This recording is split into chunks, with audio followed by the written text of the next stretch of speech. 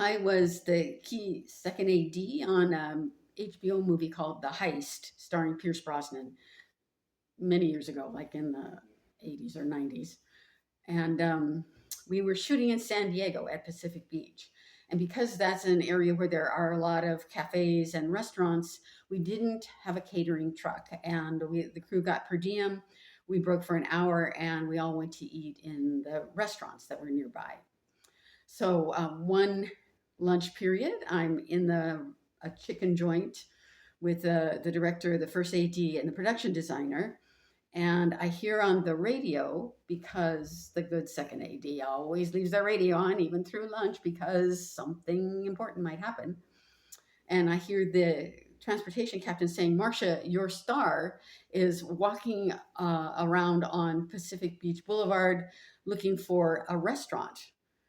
And I said, okay, thank you. That's not good because your star could be harassed or, um, like it's not good for him to be unaccompanied wandering around on a very busy beach area.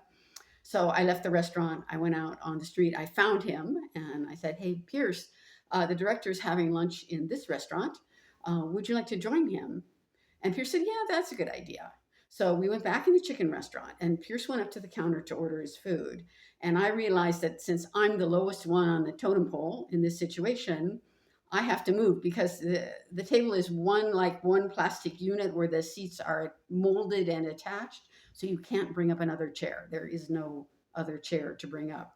So I started moving my food to an empty table.